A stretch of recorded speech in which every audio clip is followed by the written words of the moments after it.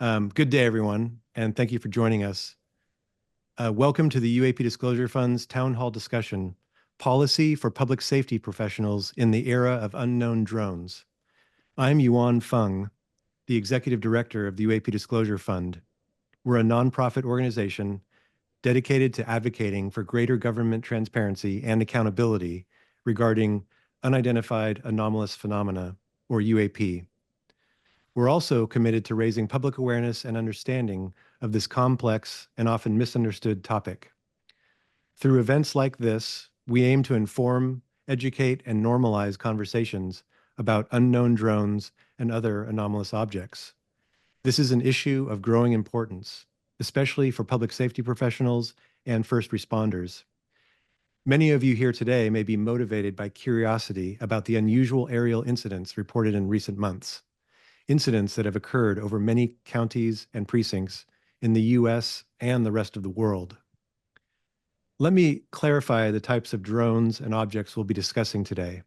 We are not referring to hobbyist drones operated by individuals or even larger commercial drones used by private companies. Instead, our focus is on drones or craft that often exhibit extraordinary technologies. These may include sphere-shaped objects or drones the size of SUVs, observed performing maneuvers that defy conventional physics or logic. These incidents point to technologies that may represent advanced military assets or perhaps something of entirely unknown origin. Today's discussion won't focus on guessing the origins of these unknown drones. Instead, we'll concentrate on the practical steps public safety officials and first responders need to be better informed, better trained, and better equipped to protect themselves and the public from potential threats these unknown drones may pose in their communities. We'll also address the pressing need for improved coordination between local, state, and federal authorities when responding to these incidents. The history of unknown objects in our skies is vast, spanning many decades. However, for today's conversation, we'll focus on recent events from the past few years that have been documented by credible and official sources. These events include unknown drones operating freely over sensitive locations like military bases, naval carrier groups, nuclear facilities, and reservoirs.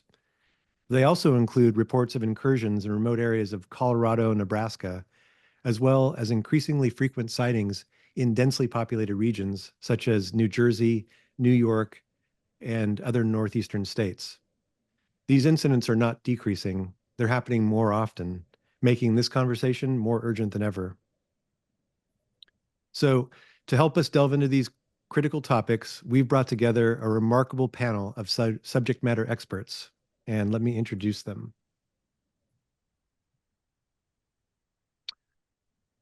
First, please welcome Sean Grosvenor, who will serve as today's moderator. Sean is a forensic consultant, retired from the Illinois State Police after 25 years of distinguished service. During his career, he worked in roles including major crime task forces, internal affairs, crime scene investigations, and executive command. Sean is a court-qualified expert in bloodstain pattern analysis and firearms and has testified in over 40 trials. He's trained more than 50 public safety agencies in areas such as crime scene management, arson investigations, and forensic photography. Sean also advises several organizations on investigative and intelligence matters and works with the Scientific Coalition for UAP Studies. Next, we welcome Chris Grooms, an experienced law enforcement officer who has served 6 years in Valley County, Nebraska. As a deputy sheriff, Chris specialized in public safety, firearms training, and high-risk case management. He was also a certified firearms and defensive tactics instructor and served as the department's designated sniper. Later, as chief of police in Ord, Nebraska, Chris continued his leadership before pursuing other career opportunities. A U.S. Army veteran, he led over 75 air assault missions during deployments to Iraq and Afghanistan and completed advanced military training programs. In 2020, Chris experienced firsthand the challenges posed by unknown drones to first responders as his remote county was visited by these objects for 3 consecutive weeks. Our next panelist is Richard Lang. an FAA licensed commercial pilot with a bachelor's degree in aeronautics from Embry-Riddle Aeronautical University. Richard has more than 30 years of experience in UAP research and investigations. He led the BASS MUFON SIP project, funded by the Defense Intelligence Agency through the Advanced Weapon System Applications Program, which investigated UAP on behalf of the U.S. government from 2007 to 2012. Richard is also the author of UFO Investigation, A First Responder's Guide to UFO Encounters, a practical manual for public safety professionals navigating these complex situations. Also joining us is John Tedesco, a retired electronic engineer with over 40 years of expertise in consumer and commercial electronics. John specializes in switched mode power supplies and hyperspectral technology, holding multiple patents for his innovations in optical technologies. He is currently affiliated with Harvard University's Galileo Project, which is contributing to groundbreaking interdisciplinary UAP research. Next, we have Jerry Tedesco, a military and aerospace engineer with deep expertise in infrared camera systems and toxicology. Jerry has worked on high security projects supporting national defense and aerospace operations. He holds degrees in criminalistics and biology, blending natural sciences with engineering to tackle complex challenges. He is also affiliated with the Galileo Project. Alongside John, Jerry co-founded Nightcrawler Research, an investigative organization dedicated to exploring UAP through a rigorous scientific lens. And lastly, I'd like to acknowledge the expertise and assistance of someone who you will not see on screen today, but who is in the audience and whose guidance about today's topics has proven invaluable to myself and everyone on this panel. That person is Dr. Keith Taylor. Dr. Taylor is an adjunct assistant professor at John Jay College of Criminal Justice and has an extensive background in law enforcement and emergency management that spans over 2 decades. For the past few years, he has been focused on advocating for the very issues that we are discussing today. So, Dr. Taylor, thank you for your contributions from behind the scenes. Finally, I would like to note that we have made the Q&A panel available for questions to our panel. Attendees should feel free to add questions, which we will select and have our panel answer during our Q&A session. With that, I will turn things over to Sean to begin our conversation. Thank you all for being here, and let's dive into this important discussion. Thank you, Yuan. And I want to thank all of our public safety professionals for joining us here today. Thank you for your service. It is important that as we confront the issues of unidentified drones that are invading our national space to various degrees, as well as nations around the world, that we collaborate together to come to a conclusion as to what we need to do to appropriately respond. The coordinated response of first responders, technical specialists, and investigators is imperative to resolving these threats as they create risks to our public infrastructure and private property. It is important to develop standard operating procedures, training, and equipment in furtherance of these coordinated responses. So as we have our discussion with our panelists today, I'm going to ask you to do something. In the event that one or many of these drones present themselves in your jurisdictions, how would you respond? So today we have Chris Grooms, former police department chief of Ord PD in Nebraska. Chris, thank you for your service. Today, if you can tell us what specific encounters did you have with these unidentified drones while you were chief of Ord PD? Yeah, sure. So back in December 2019 is pretty much when it started happening around here, around the Ord Valley County area. We had seen reports coming out of Colorado, local news agencies and stuff. So we didn't really think much of it, that it was happening out there, not here. But around the late December timeframe of 2019, they started showing up around us. And initially, it wasn't really a big deal. People thought that it was just, kind of cool that these things were showing up. But once they continued to stay around every single night, um, people started to ask questions in the community. We're wanting answers. We were starting to have to go to calls every single night, whether it was 911 calls or just coming from personal local population. Um, as far as my own experiences that I had personally, it was late December. I was I was at home and I received a call from my sheriff, and he asked me to come out and help him on a call where these things had showed up basically in the very southeastern corner of our county. And I told him, yep, I'll be en route. So I hopped in my patrol truck. I started heading south towards North Loop in the Davis Creek Reservoir area. And just to the west of the Davis Creek Reservoir was this thing in the sky. Had reddish green lights, probably, I don't know, 6 to 8 feet wingspan, possibly, if there was wings on there. It really wasn't doing anything weird. It wasn't showing anything super impressive. It was just hovering at about 60 to 80 feet. It was right off one of our main roads, Ashton Avenue. So myself and the sheriff tried to pursue it. And the whole entire time that we were trying to pursue it down the paved roads and the gravel roads, it never tried to get away from us, you know, like fly away or shoot straight up in the sky or go dark or anything. It paralleled the roads. And no matter how many times that we coordinated to go down this road or go down that road, it would continue to move away from us, and it knew where we would be coming from. It knew we were there, and it just always paralleled the roads. It never wanted to fully get away from us. It basically, to me, it was toying with us. And eventually it disappeared. I don't know if it turned its lights off or if it shot off at a high rate of speed, but once we hit a dead end road, we could no longer pursue it. And it was gone. So that was my first encounter. Not too much longer after that, about a week later, again, I was at home and my sheriff called and said, hey, I'm currently busy. Can you go down to this location in a little town called Scotia? It's about a town of 200 to 300 people southeast of my county. It's in a different county. They don't really have a great law enforcement presence over there at that time. So we would go help as much as we possibly could. And there was people calling in saying these things are hovering around the town, doing whatever they were doing. And somebody reported that there was about 11 to 15 of them, and they were just lights in the sky.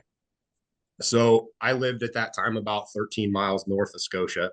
So I hopped in my patrol truck, started heading south towards Scotia, and I come to Highway 22, Highway 11 junction. And Highway 22 runs east and west and east, and then Highway 11 runs north and south. So when I came to that junction, I looked left, and North Loop has a co-op north of my location to my left. And that co-op's about 3/4 of a mile away, and it has a big red light on the top of it at 100, 150 feet. And I noticed that red light on the co-op, but then to the right or to the east of the co-op light, I noticed this other reddish or orange light. And I just made the comment to myself in my head, well, that's not the co-op tower. I looked back right to check the other oncoming traffic. And by the time I had looked right and then went to go look left again, that thing was right up in front of me, right in front of my windshield, still at that 100, 150 feet height that I referenced it off the co-op tower. But as far as, straight line distance to me, I probably could have threw a football at it and hit it if it had been that 100, 150 feet in the air. But it was moving so fast. It's hard to explain how quick it happened. It was so quick. It had traveled that 3/4 of a mile in 2, 3, 4 seconds. And when it had gone by me, I had my window down, and there was no noise. It had no noise to it at all. But I did notice that it had some contrails behind it, which made no sense to me because all this thing looked like was a big ball of light, an orangish red color, and it zoomed past me so fast. So I turned to head towards Scotia, heading south down Highway 11. And no matter how fast I was going, I had my truck up to almost 100 miles an hour. It was gone. And the horizon is about 6 miles or so from my location when you hit the Scotia junction. And it was gone. I don't know where it went, if it shut its lights off or if it was just going so fast that it was able to get away to where I couldn't see it no more. I hopped out of my truck on the North Loop Bridge to see if I could try and get up above on my truck, on my hood, and try and get a better view, because once you hit the bridge, it breaks out into the river and you can kind of see a lot further to the south from the river. But I couldn't see anything. It was gone. Um, a vehicle had actually been coming my direction, and it was a local volunteer fire department person with their family members. And when they pulled up and hopped out, I asked them, I was like, please tell me you guys saw that. And they kind of giggled and they were like, yep, we saw it. Yep, yep. Well, my sheriff had actually seen it too, because he had just got home as this thing went by him. And when I made the phone call to him, I kind of laughed about, you're not going to believe this, but, and once I said that, he kind of made the gesture, pardon my language, but he said, no shit, you saw it too. And he described exactly pretty much what I had described, it like a reddish orange light in the sky, no noise, and it pretty much flew over his location where he was at. But it was phenomenal. In my years of being in the military, law enforcement, being around aircraft, drones, helicopters, airplanes, yeah, I'd never seen anything like that. And So go Chris, ahead, I want Sean. to ask you, while this drone was right above you when you're in the car, approximately how big would you estimate it at that point? Well, I'd estimate size wise, based off of the freaking bright light, it probably was the size of my pickup truck. And at that time, I was driving a Ram 1500 crew cab pickup. So it was large. And as far as the number of these drones that you saw at any given time, how many were there at the most? And did they look the same or were they different in some kind of way? Um, as far as I can tell, there was a lot of difference to them. Sometimes they were large, like the size of an SUV or a pickup truck, and other times they were the size of a small quadcopter drone. They weren't very big. Um, I personally never saw a bunch at a time, um, but there was one night where multiple law enforcement officers in my county, who either were on duty or off duty, saw upwards of 50 hovering around Arcadia, which is a town that's in Valley County. And they were just hovering around the town. Who knows what Arcadia's, there's no missile silos. There's none of that stuff out here. There's cattle, there's horses, there's farmers. I mean, it made no sense. During your response, and I understand that this was a sensational event, probably something that you weren't prepared for. Did you have the opportunity to collect or learn of any photo evidence, video evidence, or any physical evidence? Did anything drop or get released from these drones at all? Anything that would have been of the physical nature, we never got any reports from anybody in the county. I don't think any of the other surrounding counties that I was able to speak to and get a lot of their calls to service and 911 calls, there was no reports of any um, physical material. Photos and stuff, there were some photos taken by witnesses, and in my previous interviews that I've did with Matt Ford on the Good Trouble Show, I did submit those photos and a couple of the videos to him. You can't really see a whole lot. It's just a bright light in the sky doing odd, weird stuff. In some of the videos, there was multiple lights, whether that was the same craft or if it was multiple crafts, I don't know. But the witness testimony, it pretty much sums up to how we were seeing things at the law enforcement level. No noise, could move quickly, pretty easy. A lot of loitering, could loiter for hours on end. We never knew where they came from, where they went.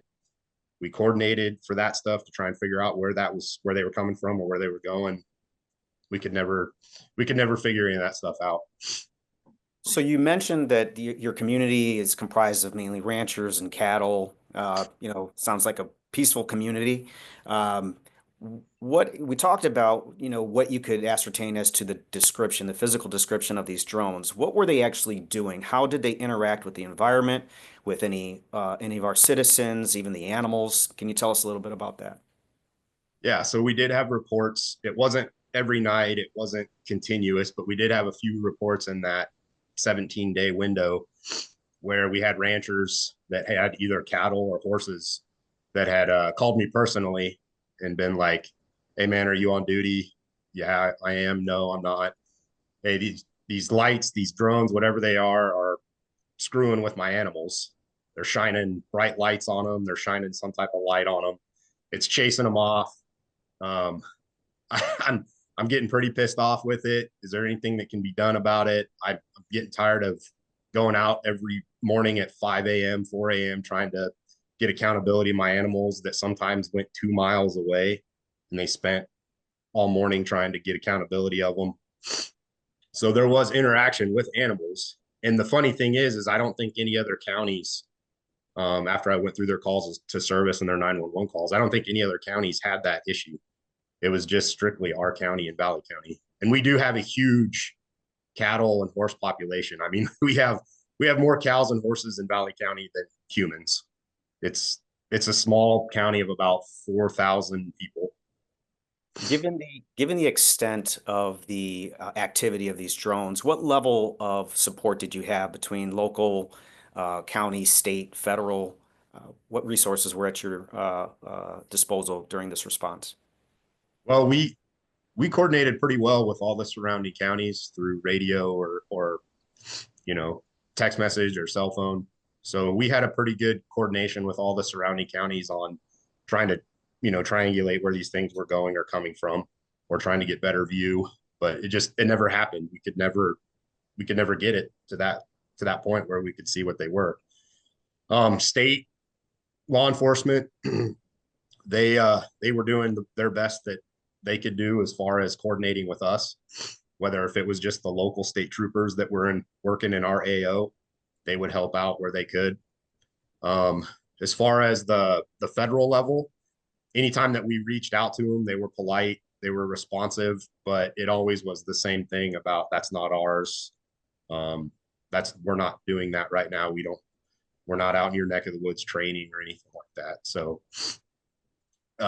as far as anything that we could do, that we had the technology and stuff to figure this stuff out, we didn't have any thermals or night vision. And what night vision and thermals we did have access to would have been with our local special response team, but those guys are further southeast than my county.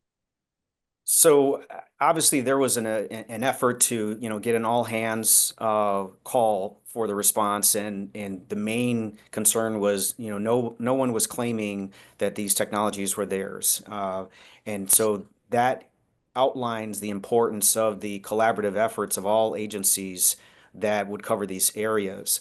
In addition to not having, the equipment that you mentioned and no one accounting for these technologies, what challenges did you experience during this response, other than the fact that you weren't able to identify them? What was needed to further your investigation?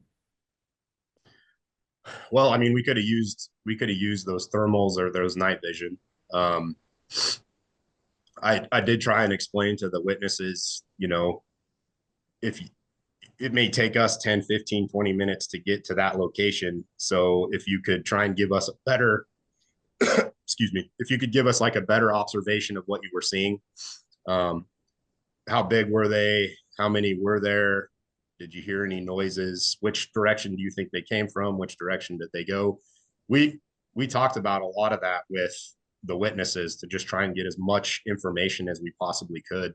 And anytime I talked to any of the local deputies or officers, I just asked them if they could put in their reports a little bit better detail of what was maybe told to them by the witnesses or what they saw personally. But And as and far to, as I'm sorry, go ahead. no, go ahead. And to this date, do we have any new information to indicate who might have been responsible for these incursions? No. And given that, how does the presence of these unidentified drones affect, public trust or confidence in the public safety response? Well, at the local level, our community's pretty supportive of us. They're supportive of police, firefighters, EMS, very supportive. Same at the state level. The state troopers that work this area are pretty good people.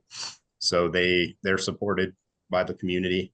At the federal level, you know, what they could tell us, I understand. If they can't tell us anything, I get it. But I'd say the community is a little upset with the federal government on their approach to this, especially after, 2019, December 2019, and even earlier prior to that in Colorado. It's still kind of the same thing of, we'll get back to you on that. And the longer that these incidents go unidentified, as you mentioned, the citizens are getting upset, and what we have is as a byproduct of these types of incidents is mental health issues. So that's something that we want to keep in mind as we are responding as individual agencies, as well as attempting to collaborate on an unknown threat. So what would you ask from our partners? You mentioned resources in terms of equipment, but what would be helpful in terms of collaboration with our, local, county, state, and federal partners? Just some better technology to deal with the situation. I mean, the minor stuff, the night vision, the thermals, um, trying to have even some cheap binoculars on you if you don't. Most guys out here do, but some places don't. So it's just those little things like that that would help us be able to get a better observation of these things to maybe help us get an idea of what they are and where they're coming from. And following this series of incidents, has this led to any changes in your agency's protocols or practices? Well, we definitely are taking it way more serious now that we're still unaware of what it is and why they were here.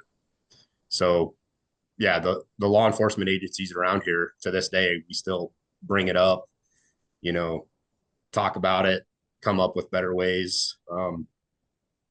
We even had a conference meeting at our regional dispatch about how to coordinate better a couple months ago, I believe. Just how we can do a better job of communicating, not only with ourselves but through the public as well. And it's, as far as anyone, whether it's public safety professionals or citizens, what would you recommend for any individuals that are encountering these unidentified drones going in the future? Well, if you're in your vehicles, obviously pay attention to driving and, not as much as whatever you're seeing in the sky. You don't need any accidents, because that was one of our main concerns when all this stuff was going on, was how many more additional accidents we were going to see. But I would definitely say to the public, try and get a best description as you can. I know these things show up at night, so it is kind of hard when you're just doing your everyday deal. But I'd say that's the best way to get the information that law enforcement can use is, what did they look like? Did they have any sound to them? Where do you think it came from? Where do you think it was? Was it hovering over something specific? Where did it go? I think those are some pretty important things that just the public can present to law enforcement that might help us with further intel. And to your knowledge, what is the status of the current investigation? I know to date they're unidentified, but is there any ongoing investigation that is attempting to identify these incursions? Who was responsible? Can you repeat that again? I had a buzzer go off. Yeah.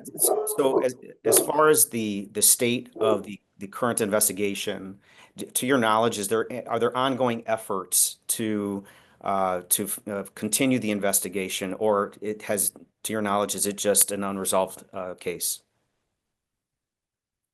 Yeah, at this time it's unresolved around here. We haven't been able to figure anything out, and anybody that I've continued to have further contact with that is in the government, outside of local law enforcement, they may be doing their best to figure out what it is, but they haven't got back to me on any of it. Chris, I want to thank you for your contributions to this panel today. Thank you for your service. We talked a lot about the first responders initial notification, which you are a proxy for all first responders as responding to the scene. And as we hand off the baton from the first responders to the follow-up investigation, at this time I would like to turn to Richard Lang. Richard Lang is the former MUFON OSAP investigations coordinator. Extensive experience in investigations. And today, Richard, if you can tell us, what are some of the gaps in current training for public safety professionals responding to anomalous drone encounters? Thanks, Sean. Yeah, the you made reference to Dr. Taylor earlier, and he he and I are quite good friends. And one of the things that he did while he was still while he was a college professor was he conducted a survey and basically contacted a little over 300 of the major law enforcement agencies in this country and just asked them, the questions that were asked were basically, what type of training do you have in place to deal with UAP events? And then did you have any SOPs or procedures as far as how to handle something like that? And then finally, of course, about equipment. What kind of equipment do your guys have or they're deployed with if something like this happens? And it wasn't much of a surprise, but essentially none of them responded back that they had any of those kind of, any training or equipment or SOPs or anything. And, in my own experience, and I've talked to Keith extensively, in my time in the post 9/11 period, working with law enforcement people in the airports, there's never one word about a UAP or a UFO ever mentioned. None of the training I've ever seen ever talks about any of this stuff. So there's really a need for it. And honestly, that's what in part inspired me to write my book. Basically, a guide for people in law enforcement to be able to at least understand what's going on, and most important, protect their own personal safety and the other people around. So, I have some in one of the chapters. It's basically like what to do and not do if you have an encounter. Can you outline some of those steps Sure. for our Yeah. public safety professionals today? Your book is a valuable source of information, but in the context of today's panel, a quick rundown of some things, important considerations when conducting these investigations. Right. And the things that I talk about in my book, I've been, when I wrote my book, it's based on my own experiences. I've interviewed looked at thousands of these cases, and I've interviewed hundreds of people. So when, for example, we tell someone it's best to stay in the car if you can, well, why do you say that, Richard? Because we know that we've worked on cases where, there's an encounter where there's 3 individuals in a vehicle, and for whatever reason, the vehicle stopped and there's something hovering over the car in close proximity to the car, and that 1 or 2 of the individuals will get out of the car trying to figure out what's going on, and the third person's scared to death and he's curled up on the floor in the back seat.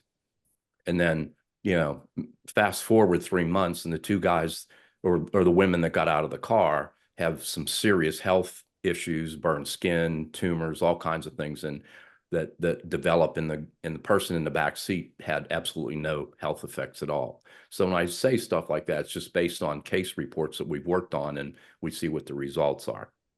So when you have something like this happen, sometimes it's like what Chris has experienced. It's airborne. So you're seeing something in close proximity where you can look at it.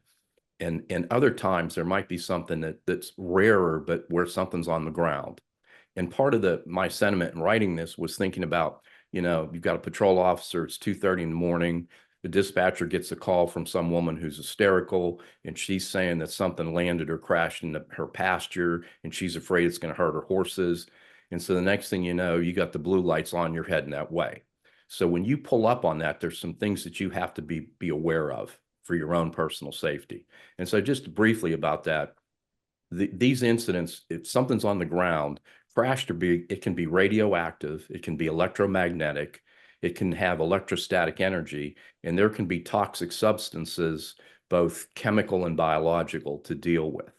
So some of the things that we're recommending is, for example, do not ever walk or stand underneath the hovering UAP, because the propulsion is like what we believe is anti-gravity type transportation. it works it has a very similar effect to microwave as far as how it affects skin tissue. So walking under one of those things would be like sticking your arm in a microwave oven, and you can imagine what skin tissue damage that might be, might happen. If you have one of these things that's landed on the ground and it's still powered up, there's typically, some people talk about a sheen that's on it. And some of that is like ultraviolet radiation. And if you get close to it, it'll burn your skin like sunburn. And sometimes there's radiation in the X-ray spectrum, and that's strong enough to actually cause radiation sickness. Another thing that we tell them is that don't point any kind of lights or bright spotlights at something that might be hovering. And the reason for that is that we've got plenty of case reports where people did that, and it ended up disastrously, where they're burned by light beams that come down, or, other things that, disrupt the time that they're there. There's a lot of times electronic equipment will malfunction. And, this is like for your dash cams and body cams, they might quit working. And also communication equipment might not work, just to be aware of that. And then after the event's over, it'll work perfectly again. Sometimes cameras will act like the batteries are dead. There's also, and this is kind of a little bit of the gray area, but the psychological effects, if you will, on a site where something's on the ground, there could be some force fields there that could induce like a hypnotic state, where the person might lose consciousness, have memory lapses, and even be submissive to some entities that might be present, as far as having control of them, that kind of thing. So, when I think we're going to talk about this in a second, but so what we've done is recommended a few pieces of equipment that are relatively inexpensive that can be carried by officers that would help them to protect them from the hazards, if you will. All right. So, and before we get into the equipment, Right. again, for our public safety professionals that are joining us, I want to make sure that we make a distinction between what we're seeing in the most recent reports as it relates to the unknown drone activity. The elements that you've outlined are pretty intense, and for someone who's never experienced an observation of that nature, there might be an assumption that, okay, this is not a concern, I don't have to be worried about this. But again, that is the purpose of this discussion. As these drones are unknown, as far as we know, they're interfering, they're making incursions to our airspace. They are hovering or loitering over sensitive military assets and over private property. Chris Exactly. talked earlier about them, interacting with the cattle, but as far as, radiation burns, any type of psychological effects, we haven't had as many of those reports regarding this. That has not, been in the mainstream as far as the news. The important part of this discussion, I would ask you to then, as you talk about the equipment and what you would do in your follow-up investigation, is the importance of preparing for some of the things that have been reported previously that you include in your report. We may not have seen these issues pop up, recently, but the prior reporting indicates that we should be prepared for any possible thing. The last thing I'll say about this before we go to equipment is that we already know that unknown drones who are making incursions into national spaces, we already know that they're being weaponized in the ongoing conflicts overseas. So the potential for these drones to drop any type of substance is something that we need to be mindful of when we're responding. So with that, if you can talk a little bit, Richard, about what resources that you think would improve the ability of our public safety professionals to respond to these incidents. I'll be happy to. And one of the things I wanted to say too is that just like with UAP reports, the drone reports, there's a variety of different types of things that are being reported, and the UAPs can be saucers or triangles or cylinders or orbs, and looking at some of these reports that about the UAPs, there clearly are different types of them. And so going forward, we still don't know a whole lot about exactly how they are. I have one of my guys from the OSAP program that was one of the investigators recently was up in New Jersey, and he was able to observe something that was with maybe 150 feet away from him, and it was hovering at a treetop. And he did have a magnetic field meter, and when the thing would move, it would register on that. But there's certain things I think that you could have that would really be useful as far as, one, protecting yourself and also detecting an event. And so the first thing that we've recommended is, back in the day, a Geiger counter was as big as a shoebox. And these little devices now, you can buy them for under $100, and they're 10 times more accurate than the old ones were. And they charge up, and the batteries will last 8 or 10 hours. You put they've got alarms in them. So you can look at what's an acceptable level of radiation, gamma, X-ray, beta, and you can set the alarm. So basically, you set the alarm, you put this thing in your pocket. If you're on an event or get too close to something, if it starts beeping, you know it's time to get back to your car again. Similar, you've got instruments. These are, they call them tri-field meters, but basically what they do is they detect magnetic, electric, and radio frequency energy. Radio frequency like cell phone towers and stuff like that. And again, there's acceptable levels that you can program these things and have alarms that would help you, know to stay away from it, if you will.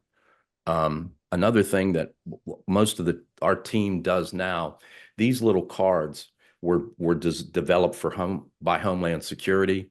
And what it is, it's kind of like a dosimeter. It's like a credit card. You can keep it in your wallet or hang it on your credentials. And if you're exposed to any kind of radiation, these color tabs will change. It's cumulative, but it's just kind of a good, if you have people that tend to be out in environments where that kind of stuff's happening, it wouldn't hurt to, these things like $20, you issue them to all your guys just for a safety protection. The other thing is, as Chris said, binoculars, always good to have a pair of binoculars. The bigger the lenses, 40 or 50 millimeter, that have more light carrying, transmitting capacity. And then, night vision equipment, basically two types: the thermal type, like the FLIR, where they sense heat. And then the other type is like works off of starlight, and they're just really sensitive, low lux cameras that are available. And both of those kinds of things are reasonably, they're a few $100, and they're easy to obtain, and they're very handy to have. If that. So you covered quite a bit of equipment, radiation detection equipment, magnetic wave equipment, Right. and visual detection equipment, the binoculars, and then we'll talk about some additional equipment later. The issue with public safety government agencies and procurement of equipment, of course, we have to justify the cost for these types of items because the budgets are spent on personnel and Right. various things. So the importance of reconciling the use of this equipment for what it's going to be used for the detection of these drones is what's really important. That's why the evidence collected, any photo, video evidence, and the veracity of witness statements is important. In your investigations, is there a place where our public safety professionals can go to look at actual photo, videographic evidence that might be persuasive in making purchases of this type of equipment? Yeah, I'm not really familiar with any site like that, other than, there are databases where they clearly have a lot of video and photographic, evidence available. And I think that's, it's just what you said, is that, a year or 2 years ago, nobody was even talking about drones. And now it's obvious that there's so many police departments and sheriff's departments that are getting really involved in this and being deployed to look at these things, where in the past they weren't. So it's just like anything else. I guess you're going to have to justify the, you know, the training is really critical. These instruments are useless unless you've been properly trained on how to use them and set them up. But you know, the training's important, and you know, and I tried in my book to put you know, like a list of questions, like Chris was talking about, things that you want to ask people, you know, to better identify what they might have seen. And then also, I think part of the thing when you're dealing with this stuff is when you talk about the feds, the federal government, they do have recon units of people that, you know, if something really crashes, I'm pretty confident they have a pretty good handle through NORAD and stuff, and they know where these things are and what's going on. And they do have teams of people that will go out and recover them. And from a law enforcement standpoint, a lot of times these people are under a lot of pressure for national security classifications where they can't tell you what they're doing. You know, it's not they're trying to evade anything. It's just like, you know, they've got really high security clearances and this stuff is super classified, very high classified, and they just can't talk about it or tell you about it. They might be around, but they're not maybe where you're going to have a great access to them, if that makes sense. Richard, I'm glad that you brought that up because it again, it highlights the importance of the collaborative effort between Right. our federal partners and our local county state professionals. You talked a lot about of equipment, and we have, you know, this persisting issue of these unknown drones with no identification. So what we need is more training, more standard operating procedures. We need evidence, you know, to show that the agencies that this is equipment that is going to be needed in order to make these identifications. And as we move forward in the investigation, the technology needed is going to have to be sufficient to make those identifications. Right. And with police being involved in this now where they weren't before, you know, the whole purpose of the database and collection is to try to help understand what's going on. And, you know, if you have police reports and they're saying, yeah, I got this reading on, there was this kind of a radiation reading, and, you know, there was a magnetic field that we monitored, that kind of thing. That data is really quite useful in terms of, you know, comparing and sorting through the data to figure out what really happened there, particularly when, you know, it's the culmination of similar events that have occurred all over the place. And you know, the like you said, getting the equipment bought. Fortunately, none of this stuff's really expensive. And even some camera equipment. One of the things that I can tell you about cell phone cameras is, again, I had a guy that was in New Jersey last week and got in real close proximity. And he described it as like rectangular shape, metallic. But he said light was coming out of the sides of it, but you could tell the light had like a stroboscopic or a flickering kind of thing. And he had an iPhone 13 and the thing just kept zooming in and couldn't focus on it. And that's pretty typical. So, you know, a camera where you can set it, where you can turn off the autofocus and manually focus it, you're probably likely to get better images if you know. And the first step obviously here is a communication, which is why we're here today. So as we expand our efforts to collaborate, again, we're focusing on the importance of appropriate training and equipment. So Richard, thank you for your contribution to this panel. Thank you. In the interest of talking a little bit more about technologies, I would like to turn to Jerry and John Tedesco. They are electrical engineers that have taken it upon themselves to try to get an idea of how we can detect these unknown incursions more effectively. And what they've been able to accomplish is detection by way of advanced technologies that work in the hyperspectral frequencies. So Jerry and John, thank you for joining us today. If you can tell us a little bit about what technology or behavior has been detected regarding these unidentified drones as detected using your equipment and methods. Okay, I guess I'll start it off. Well, we set out to develop a mobile observation laboratory, which was fully instrumented to actually go out there for long periods of time and take a look at the environment. We didn't know, of course, we didn't know what we were looking at first. We approached this with an agnostic point of view, but we realized that the approach we needed would we needed equipment that would be able to eliminate all the prosaic explanations first. And of course, that's costly. And the best way to harbor that would be in a mobile instrumented laboratory.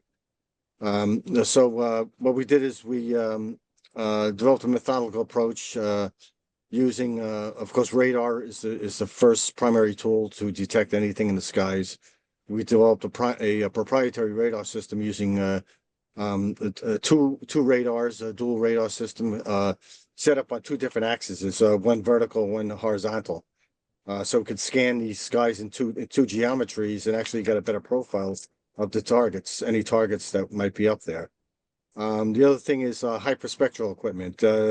We wanted to cover the entire spectral band from UV to visible to the different ranges of infrared, near infrared, shortwave infrared to long-wave infrared. The other thing is secondary equipment, spectrum analyzers to monitor radio frequency signals, separate those from the noisy background, so we know what we were observing. Geiger counters, acoustic listening devices. Of course, the cameras would have high-end optical components, so as we can eliminate artifacts. And we wanted a multi-layered approach to be able to observe these things. So we set out to observe the coastlines, because that was based on what the naval pilots were seeing 10 miles off the coast of Virginia with the USS Theodore Roosevelt incident. Also off the coast of Florida, I believe it was Jacksonville area. Our supposition was that these were probably occurring along the entire coastline, including the northeastern coastline where Long Island is. And Long Island is an area where it sits out, beyond 10 miles out into the Atlantic. So we picked a barrier island off of Long Island that was separate from the mainland. It was pretty much isolated. We wanted to control the conditions there, so we got a permit. So we would be out there, and the public would be restricted at a certain time. The other thing is, well, we had to get a radar license from the FCC to operate the radar. We needed an experimental license, and John could go into much more of the equipment. Right. As Gerald said, it's, there were certain things that we needed to put in place in order to do the kind of extensive research that we did over this 2-year period. We're still in a process of trying to understand or characterizing these objects as far as what they are. I think we can say, honestly, that they all fall under the heading of UAP. They're unidentified, they're anomalous. We're not quite sure as far as there's physicality, as far as orb-like or plasma state or drone-like. And we like using the term drone-like rather than drone, because we're not really quite sure what these things are. I mean, is this something that is militarized? It's being used to observe other objects that we've observed off the coast. And I can tell you that, that what we've seen is a combination of different type of objects. It's orb-like, drone-like, and even, in some cases look like plasmas. The problem is they're extremely elusive. They're very difficult to see. The drone-like vehicles at times, they present in the visible realm, where we can see them, you can identify them, and they do look like commercial air traffic, for the most part. And we recognize drones, the type of drones that are out there, but they also exhibit unexplained or unusual type of unusual phenomena that, of course, Chris had spoken about, and we're hearing it from other law enforcement agencies as well as the public. They seem to go dark when you put eyes on them. If you're trying to observe them, almost as though they're aware of the fact that they are being observed. Mm-hmm. They can, like I said, they can go dark. They can, whether or not there's something else going on there, or they're just moving at instantaneous speeds away from the observer. I want to add that when they go dark, what we've noticed is that they can change. They look like they can change their spectral frequencies. Because we observed that we have multiple cameras on these objects in various spectral ranges, and we noticed that when we see something visible and suddenly disappears, it wasn't actually disappearing, it was actually changing its spectral signature. It was drifting into an infrared range. Right, like signature management. It seemed, yeah, some kind of signature management.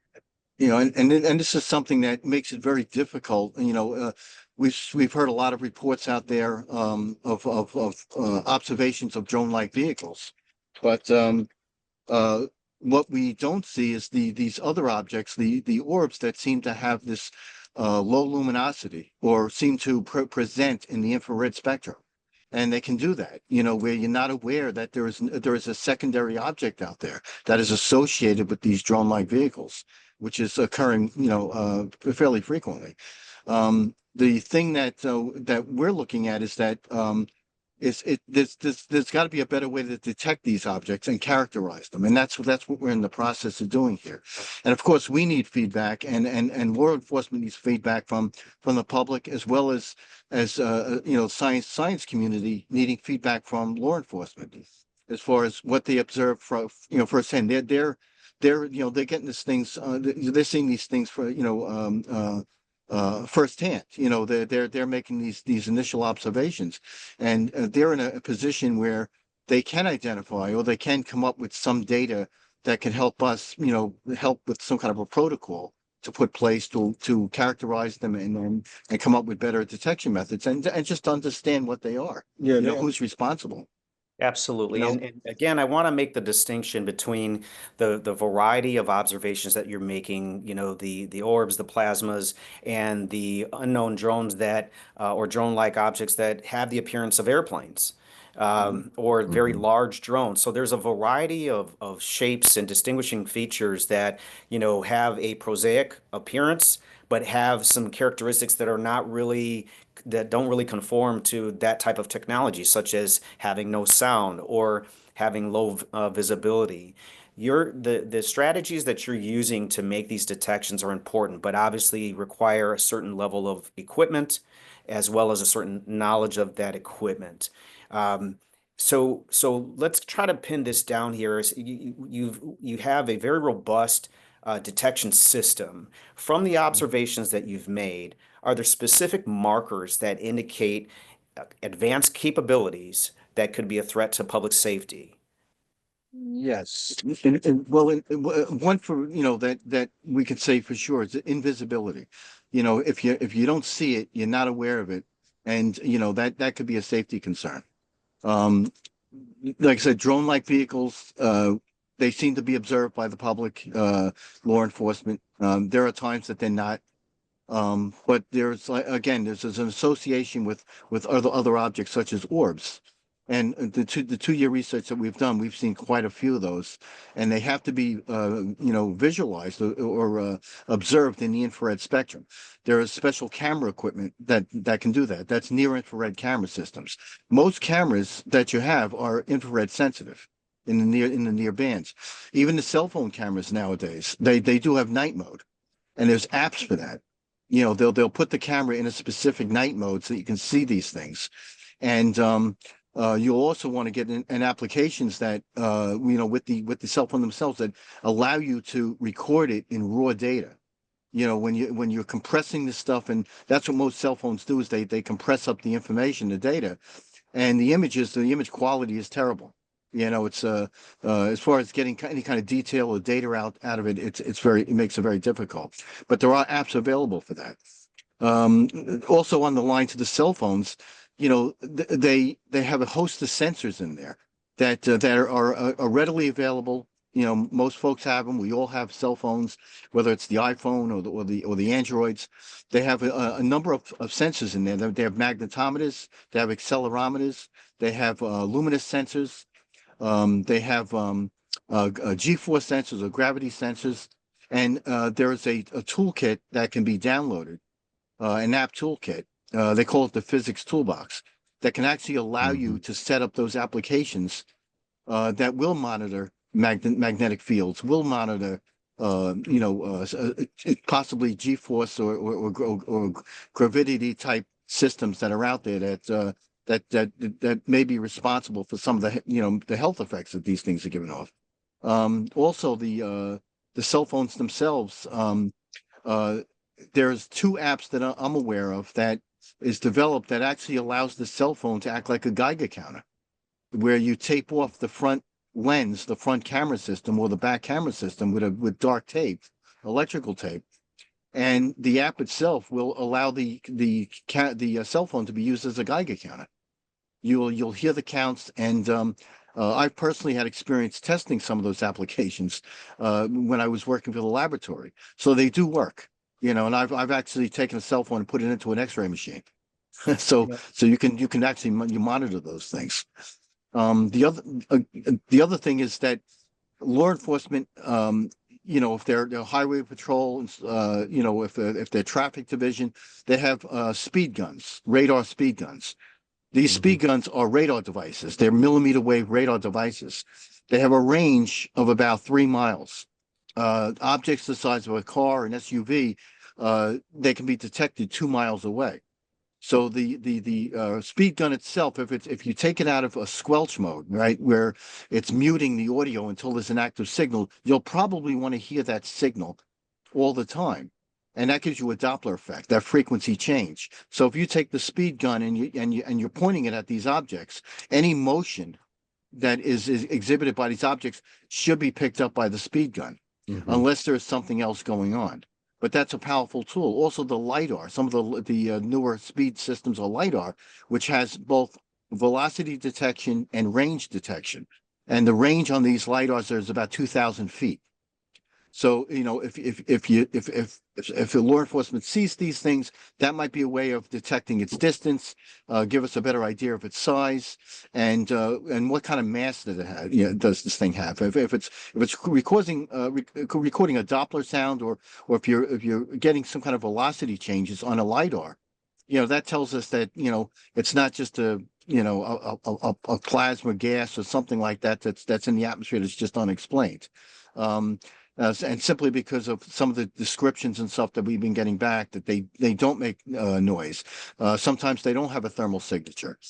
Sometimes they go dark, you know. So these are the kind of things that, you know, we want to be better aware of, that we know what we're dealing with. And of course, information can be shared. And of course, let me the just first line jump of in here, defense is law because enforcement. you said quite a bit about the detection, you know, capabilities, and then you called out some of the things that law enforcement already has, such as, you know, the LiDAR and the radar gun. Richard mentioned, you know, the radioactive detector. I know that for commercial motor vehicle inspectors, they carry a radiation detector as well. So we're talking about adapting, you know, again, the old government, you know, do more with less, you know.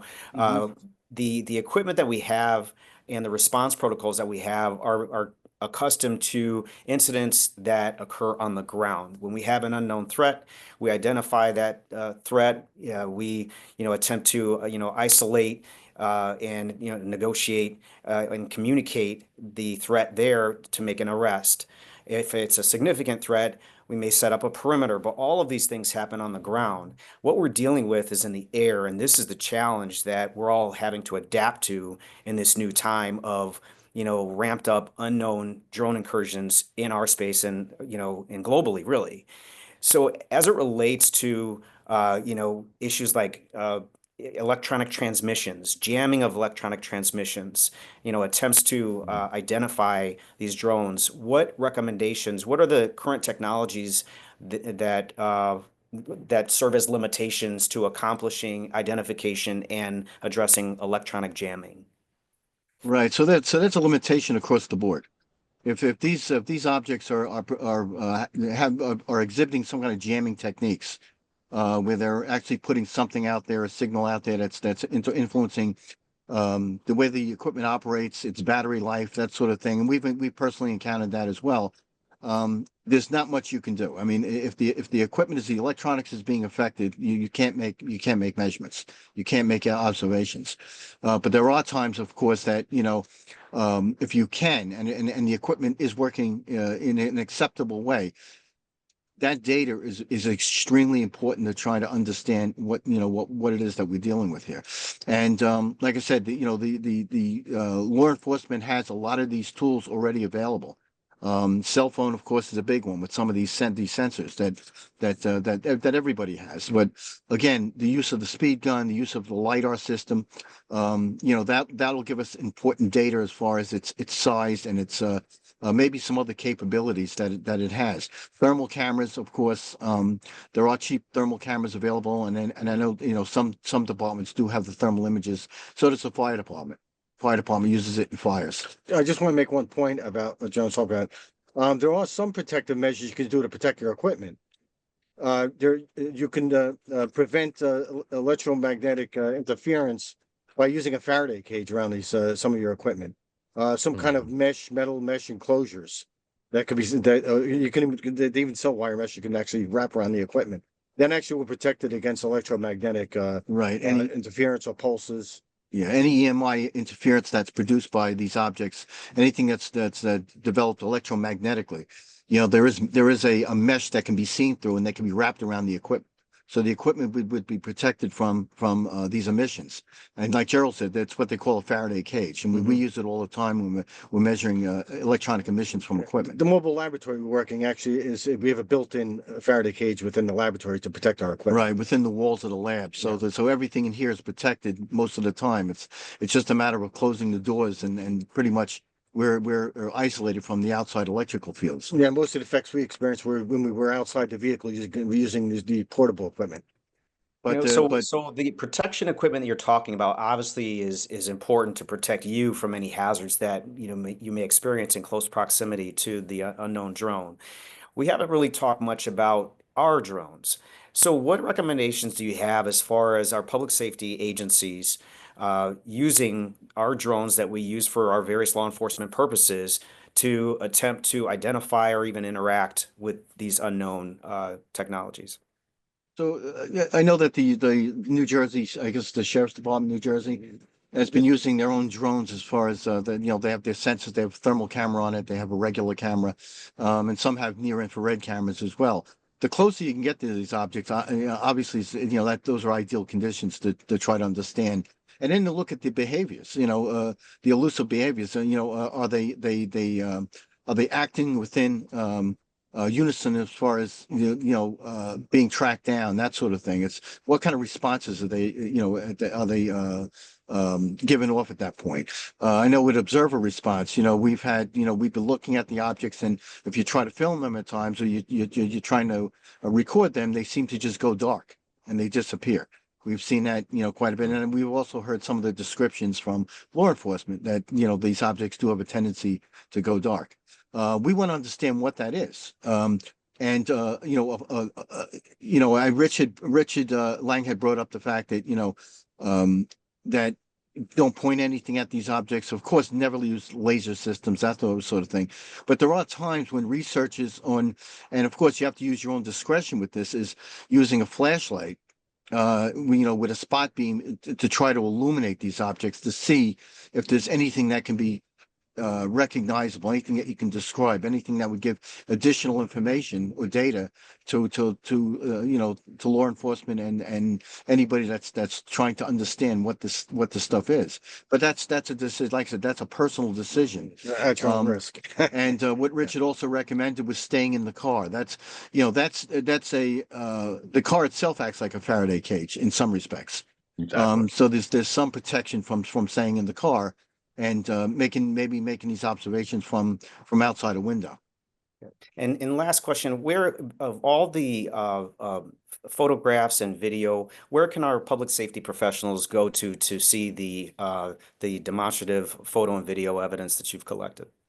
So we have a Google account, and we'll make it available for anybody to see, that they can look at the videos that we've documented, the pictures, the images of some of these objects, and at least get an idea of what we've been seeing off the coast. And it pretty much agrees with what's going on nationwide and pretty much worldwide. And what Chris has described, a lot of the same features. Exactly. Yeah. It's and if Chris, of course, has firsthand accounts with that stuff. But that's what we need. That's the kind of important data that we need to gather in order to, come up with a better protocol and methodology to characterize them. Even detection methodologies, radar, the speed guns, that sort of thing. It's readily available to the police department. That's a great tool. There's certain applications within the radar gun that they have a smaller wavelength. That we found that the results themselves are much more acceptable, and they seem to work much more on a regular basis than our marine-based radar, which is intermittent at best. John and Jerry, Tedesco, thank you very much for joining us today. We will, of course, make sure that information is made available once this panel discussion is posted. At this time, I'm going to entertain questions from the audience, and we're going to get as many questions answered as possible. So apologies in advance if any question does not get answered in full. The first question I'm going to direct to you, Chris. Given the incursions that have been happening around the United States and globally at many of our military installations, what are recommendations for state of emergency public messaging? State of emergency public messaging given the escalation of these incidents? I would say just do your best to report it to your law enforcement. If you don't report it, then nobody's going to know what's going on. Even though you might feel like, oh, I don't want to call this in, people are going to think I'm crazy or whatever. Nobody's going to think that. You don't want to be that individual that makes a phone call or doesn't make a phone call, and then something bad does happen. Like you had mentioned earlier, one of these things had a payload of 15 pounds of C4 and flies it into a facility. Just do your best to report what you can. I think that's one of the biggest things that the public can do is get it out to your law enforcement, and hopefully we can get it to the higher ups so they can document what they need to do.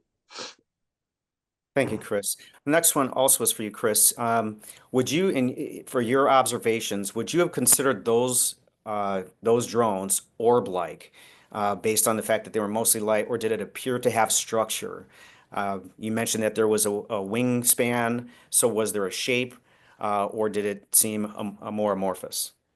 I guess maybe I should change my wording. Instead of saying wingspan, say separation between the lights. The red and the green lights, there was about a 6 to 8 foot separation between them. Now, whether that was wingspan, I don't know. When I tried to get my binoculars on it to look at it, it knew what I was trying to do, and it moved away in a different location to where I just couldn't make out any type of structure. What I did see the one night where it blew by me just ridiculously fast, it was just a ball of light. Whether that was an actual orb or it was some structured object forcing light out of it, I don't know, but it was just a big ball of light. One of the other deputies to the west of me from a different county, he actually tracked about 6 to 8 of these things in a single line formation, and he tracked them going down the highway, and they just traveled in a single line formation. It wasn't Starlink. They were 60 feet in the air. They were right there in front of him. They made no noise, and they were, again, just a light in the sky, 6 to 8 of them. And once they hit a certain spot in the sky, like it was a door, once every single one of them hit that spot, it just shut off. The lights went away, they disappeared, but it was in that same exact spot that every single one of them disappeared. And that deputy witnessed that. So was it an orb or did it have a structure? Again, he couldn't tell. It was just a 6 to 8 balls of lights in the sky at 60 to 80 feet. Chris, I know when it comes to speed, it's very difficult, to estimate speed. And you gave a characterization that it went really fast. But if you had a radar gun, what would be your estimation, your best estimation as to how fast it was going? And you can use greater than if that helps. It would definitely register far beyond what my radar can pick up. That thing traveled 3/4 of a mile in 3 to 4 seconds, 2, 3, 4 seconds, and it blew by me. And then my line of sight, I could see about another 6 miles. It didn't take much for it to be beyond that, unless it shut off again. It shut its light off. I don't know, but it was going so fast. There should have been some form of noise from an engine, a sonic boom. it was going ridiculous. My radar wouldn't have been able to pick up an actual speed. It would have been greater than anything my radar could pick up. And that's interesting because that speaks to Richard's point of, using, and both Jerry and John Tedesco's point of, law enforcement using what it has to try and make an identification or identify a speed. But what you're saying is that the equipment that we have wouldn't even register. So we have to really start looking at what equipment is actually going to be effective in identifying the characteristics of these unidentified drones. Chris, thank you for that response. The next question here is for Jerry and John Tedesco. Given that we just talked with Chris about, what he observed in Nebraska, and the two of you are conducting your surveillance off of the East Coast, did you also see any of the 5 observables in your observations? And could you determine any estimation or hypotheses as it related to propulsion?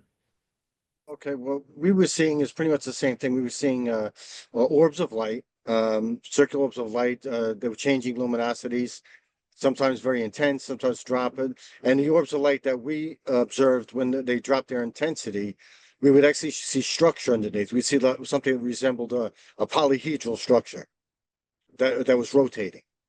And as it increased its rotation, we would see this high luminosity. The other thing is, of course, we had times when we saw these drone-like objects where we'd see these pulsating or flashing lights, but never really see a structure, just the lights themselves, like Chris was saying. The other thing I want to mention is with a quick mention with the speed guns. You won't be able to clock the speed of these objects, but what you can determine is you'll get a Doppler shift in sound. Right. So you'll be able to detect the objects, but not measure the actual speed if they are moving past, say, 200 miles per hour. Right. And in some cases, if the object is stationary and suddenly takes off, we want to know specifically what the speed gun has done. Does it chirp? Does it tone out and suddenly go silent? There's some indication that it's instantaneous acceleration. That's one of the 5 And we've observables. seen that too, instantaneous acceleration. We've seen objects suddenly shoot off at an unbelievable speed. Right. So if you have acceleration and there is acceleration there, the speed gun, you'll hear it go from a low groaning tone all the way on up to a high screech, but it'll do it in a very short period of time.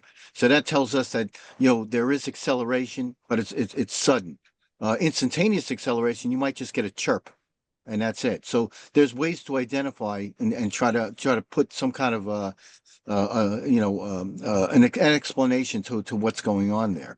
Also, the LiDAR guns. The one thing we want to know is whether or not there's a return on that LiDAR gun. If you're getting a reflection of light, infrared light from the LiDAR, that tells us that there's some kind of a mass there, this solid mass. We found that in some cases, if there's some kind of propulsion system around these things that producing a gravitational lensing, those propagations may not come back to the observer. And we've been observing these. There seems to be a field around these objects where it actually will truncate the LiDAR beam, or actually bend it off, and will actually interfere with our radar, cause jamming effects. We'll get odd anomalous reflections. Mm-hmm. We'll get what we defined as long delay echoes, was the signal coming back is delayed by when these objects are present. So And that's, of course, again, that's very interesting because we're talking about a lot of high level physics that, typically goes beyond the requirements for law enforcement, technologies and policies and protocols. So again, that speaks to the importance of the training and awareness as it relates to what we're seeing. What we're seeing is unexplainable. Several of our government officials have simply made those statements that we just don't understand. So this speaks to the importance of additional research and the publication of the work that you're doing that is identifying these observables and the physics behind it. So I appreciate your response on that. This question actually is for all of you, for John and Jerry and Chris as well as Richard. In any of your experience, well, I'll start with you, Chris. In your jurisdiction, is there a nuclear power plant or asset, any assets that you're aware of in that area? Nuclear power plants, no. The closest one is easily probably 100 miles. The biggest structure that we have around here that they could take interest to, whatever these things were, would be our ethanol plant. We have a lot of activity coming in and out of there, hundreds of pounds of chemicals, feed, all that stuff. You know, it gives off a pretty amount of electricity during the night. So could they have interest in that? Maybe, but we never had reports of these things ever being around the ethanol plants. Thank you. John or Jerry?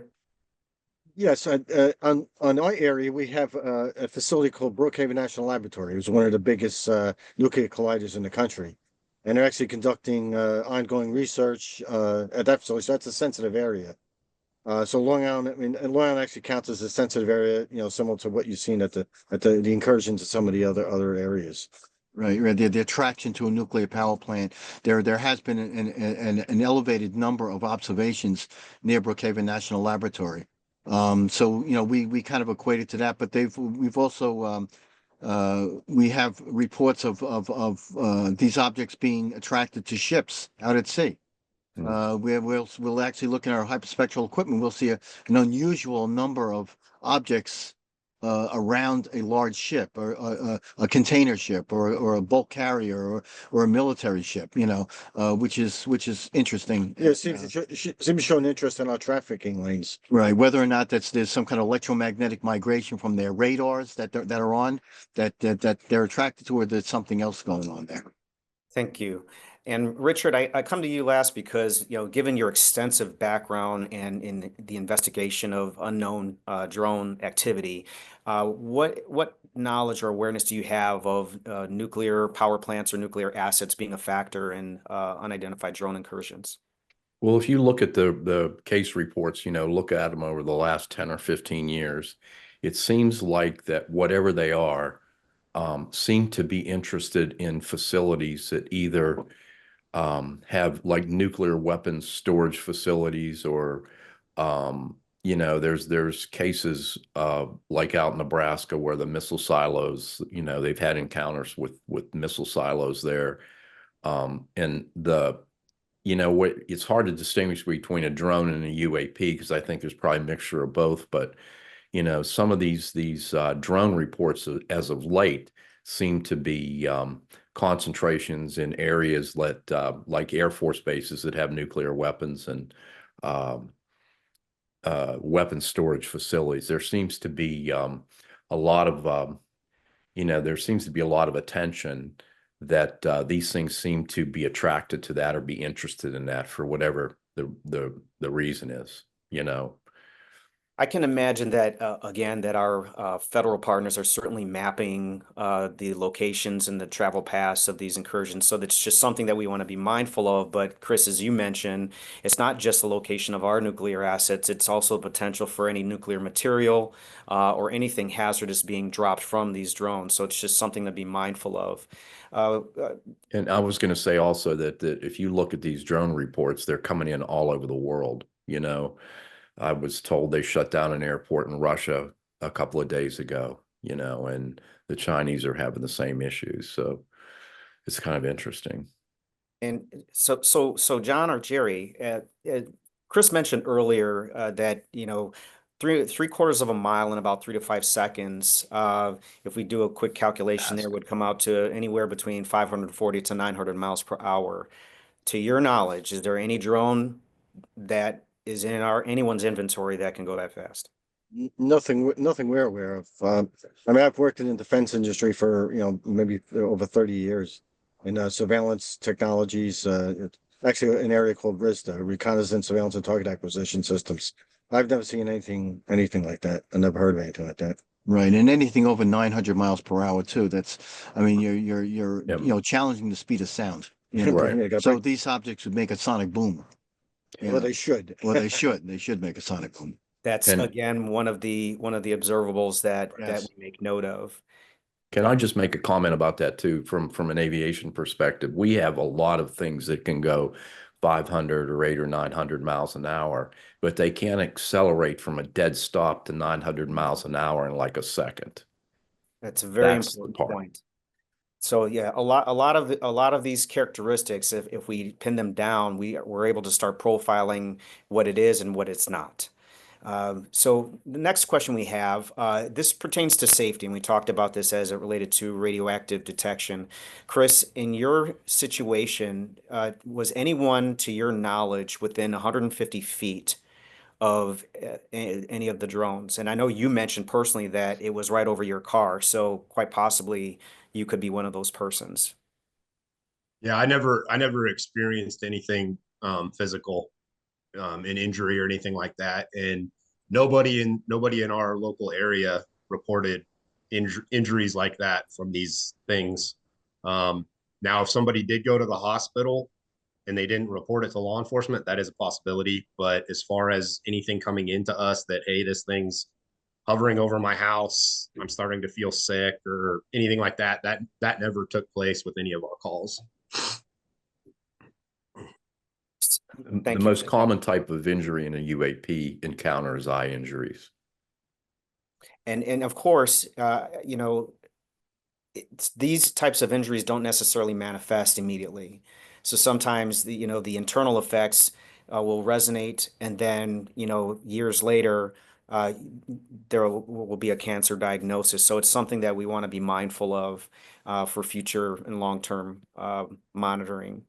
As far as personal protective equipment, what do you recommend as, in terms of responding? I mean, again, if you have officers that are in patrol vehicles, you might have some latex gloves, but as far as like a hazmat suit, that's not something that's typical issue unless you're a commercial motor vehicle inspector or a hazmat responder. What type of personal protective equipment would you recommend looking back? And this is for you, Chris.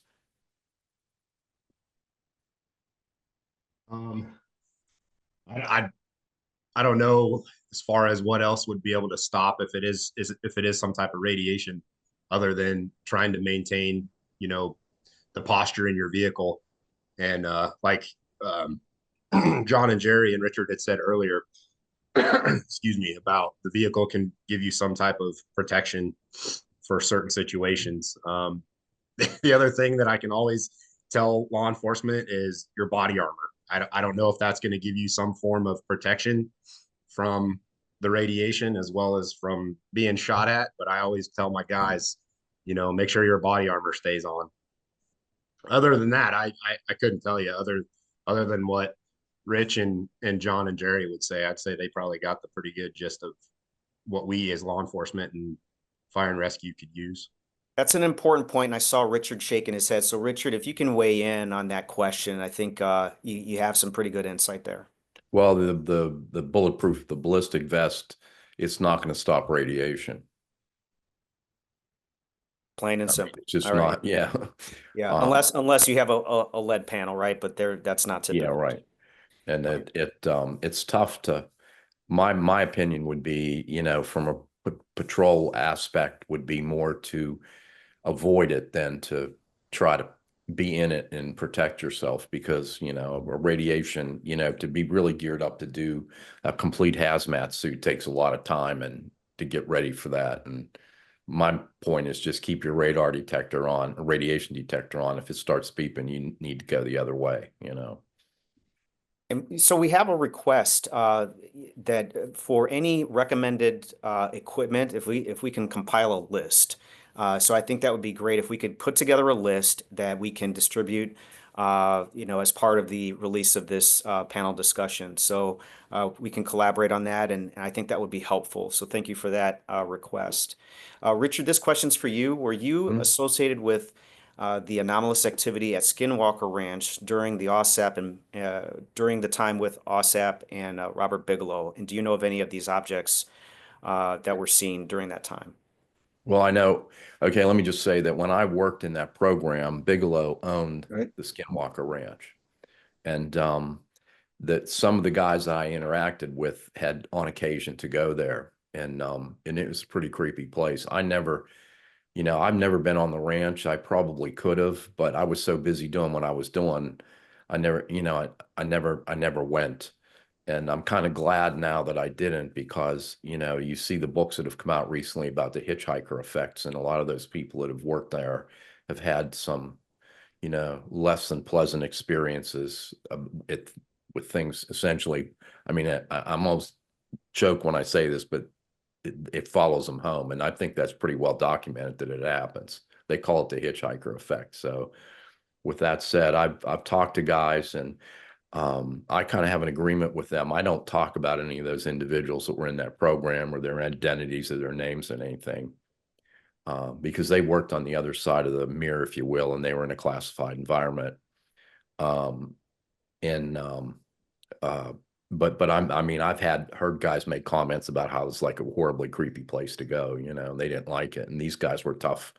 These were like seasoned military people that, that you don't scare them easy, and they just were like, man, they weren't too excited about going there. You can watch the TV show. There's a lot of cool stuff on that TV show that they're bringing out now. Yes, and there's a book.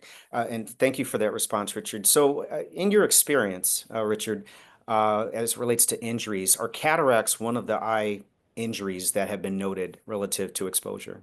No, when I was just saying, I'm not saying that wouldn't happen, but typically people that have had injuries, and notably some of them were law enforcement people, it's usually the eye injuries, like, if you how somebody gets around a welder or something and it burns their eyes or their retinas and stuff like that, or it burns their eyes. But a lot of the injuries that occur, that's the most common thing, is some kind of an eye injury, but it's usually pretty immediate, like after the event, the guy's on the way to the hospital or something like that.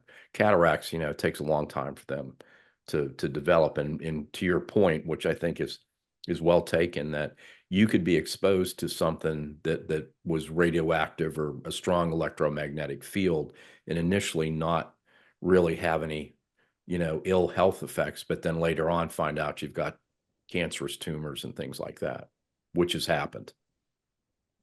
Thank you.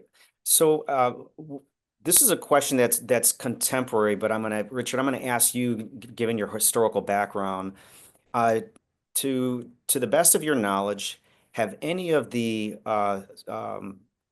any observations that have been made been positively identified to our own military drones, such as the Lockheed, RQ-170? Yeah, that's a good point. That's exactly what I was going to say. It's clear looking at these reports over the years, you see a dramatic variety in different types of things. You've got saucers, you've got triangles, you've got cylinders, you've got boomerangs. Real common are the orbs, basically balls of light. People would describe them as saying it looked like a big glass ball with fire glowing in it. It could be as big as a basketball, or it could be as big as a house. And so within that variety of reports, you have all different types of things like that. Am I answering your question? I'm not. Yes, and actually, what I want to do is turn to John and Jerry Tedesco with your surveillance and attempts to identify these unknown incursions. What methods are you using to rule out any conventional technologies as opposed to the anomalous observations that you talked about, as far as the orbs and the plasmas? How are you able to discern military drones from anything else? Well, again, we're looking for the same the features we kind of mentioned by using a layered instrument pack as a system. We're looking at flight dynamics. Of course, something that's going to instantaneous acceleration should break the sound barrier. We're using the radar. We can see the flight speed, the flight distance, the normal operating parameters of a jet or a prop driven plane or even a rotary wing drone or something like that. We also have acoustic listening devices that we can determine the sounds that we hear.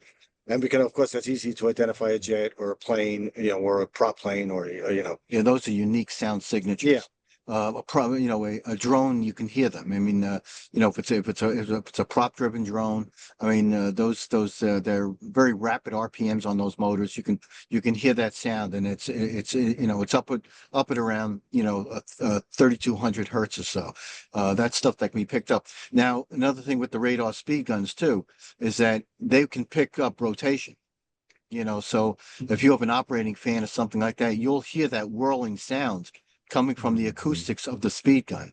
So, you know, if it's something has a prop on it and it's rotating, you should be able to hear that rotational sound, even in odd order harmonics, you know, below the frequencies. Interesting. The other thing too is that, you know, a lot of these objects, they're at a distance, and it's sometimes it's difficult to make a determination whether it's commercial air traffic or something anomalous or something unusual. You have to have high magnification with some of these cameras. They have to be optical zoom, not digital. Digital zoom basically throws away the data. Optical zoom cameras is important, but also light sensitive cameras. Some of them that they call starburst sensors or starburst cameras. These are night vision or planetary cameras are very sensitive to the light levels. That's something that's really required, especially for orbs. And night vision, there's a lot of night vision cameras on the market. Some of them are under $100. I should They are also, available. I also say about we also use a FLIR system. Yes. So we're using a FLIR system with a magnification, 30 times magnification. So we could zoom in on a plane 20, 30,000 feet, and we could see the silhouette of the aircraft, the configuration of it. So it's very easy to make that identification. The other thing is we could see the orientation of the navigation lights. Of course, the anti-collision beacons going off, and the wingtip colors, the green and red. Right. Even if you don't recognize those navigation lights, the repetition rates, the colors, that sort of thing. There's many features. There, at least with an optical zoom camera, whether it's a long wave infrared, a thermal camera, or it's something in near infrared, if you can see other defining factors like the fuselage, the wing structure, you can identify pretty much what it is. Very good. All right. So I have one more question for Chris. Were there any injuries to any persons or cattle? The question is specifically to cattle, but I'm opening up to any injuries to anyone or anything. Any of the ranchers that had a run-in with their animals, they never reported any injuries or deaths or anything like that to their animals. And they obviously got accountability of all of them, maybe the next morning when they were pissed off, but they never reported anything like that. All right, very good. All right, John and Jerry, last question to you, and this is for the benefit of our public safety professionals that are attending today. Let's suppose that all of our law enforcement agencies and first responders say, okay, we're in. What is your appeal to them to get involved and help you do what you do better? Okay. What they do is if they can get portable instruments, you know, and of course they get PPE to go with that to protect for self-protection. They get portable instruments to at least capture some of the data, collect some of the initial data, because they're the first responders, they're first on the scene. That would help us out. Also, I want to make one comment about the protection from radiation. Is what they could do is they could look into a hospital supply for radiation aprons that are used by radiology teams. Right. Yeah, an X-ray technician, you know, maybe, you know, they could use a lead apron. And something also about the eye protection. You know, we have no experience with the retinas being burned, that sort of thing, which could be coming from UVC radiation. UVC is what causes, you know, the eye damage. It's used in biological equipment, biological sterilizers. A simple pair of goggles will block the UVC radiation around the eyes. If that's what's occurring, if it's producing a wavelength of 185 to 200 nanometers, which is the UVC band, that would help prevent the eyes from getting any kind of damage on the surface. So what you're saying is by law enforcement and public safety professionals investing in more equipment to assist with detection, it provides more validation for the work that you're doing, and we work more collaboratively together. All right. Exactly. Great. Thank you for that. Richard, if we have law enforcement buy-in, what are your recommendations? Well, I think the number one thing is the training is where it's got to start. You know, the equipment's definitely secondary. You got to train these people to understand what's going on and how to deal with it, and then also how to use the equipment. And a lot, you know, like I said, stay in the car, stuff like that. Even with eye injuries, the tinted windshields and stuff would help a little bit with that. But I think the big thing is training. You know, having you know, talking to some of these people that, you know, I've been doing this most of my life, but, You know, some of the cops I know, they have no clue about any of this. And even back, you know, in the last 4 or 5 years, people that would report this stuff that were in law enforcement would usually be ridiculed for it. I mean, I don't want to get into names, but I had a really good friend that was out west, and he was really an extraordinary investigator, expert in cattle mutilations, and he worked a case, somehow it got in a local newspaper. Next thing you know, sheriff was embarrassed and he got fired, you know. So I think that awareness training, and not only just from the patrol car, but also the people in management, so they know how to handle this stuff and manage not only the response, but the kind of equipment used and the training to make sure these people protect themselves. Absolutely. So that's a great point. I mean, you know, again, training is essential, and it starts with awareness. When we're aware, when you know better, you do better, right? But you can't do better unless you have the proper training and equipment, as John and Jerry so eloquently mentioned with their technologies. Chris, you are the first responder. You are the proxy for this panel. As a first responding officer who had direct observation with something that you really didn't understand, what what final recommendations do you have for any law enforcement or public safety agency that says, okay, we recognize that this is an issue that we cannot turn away from. We're willing to work with you. What do you recommend? I'd say try and get some of that technologies that Richard and John and Jerry had mentioned. That if we would have had that stuff back in 2019, I think it would have helped, especially if we would have had some form of thermal or FLIR or night vision. We would have been able to identify something if there was a structure. I think that would have helped. As far as law enforcement coming on scene, I'd say one of the biggest failures that I had personally was they were just there. 1 second they weren't, and the next minute they were there, and either it just happened so fast that I was unable to document anything, whether if it was turning on my body camera or getting my phone out or something like that. I would definitely say try and approach if you still have your witness on the 911 call, you know, try and get your dispatch to give a better explanation of where they're moving to, what structure are they around. That way, as a law enforcement officer, you can approach obviously cautiously, but you can get a better angle of where you need to come in to be able to get a better observation of whatever it is that these things are. Thank you. So obviously our first responders are the first ones that are going to get the best evidence, because evidence is going to disappear from the time it's deposited. So we need solid testimonial evidence from our witnesses. We need the best photos and video that we can get. You know, again, the body cams may not be reliable if there's some sort of energy control system that interferes with it. You know, physical evidence may not be deposited. So our first responders are going to be key in making sure that we preserve any evidence that we can use to identify this threat and get a profile as to what this is and what it means for our communities.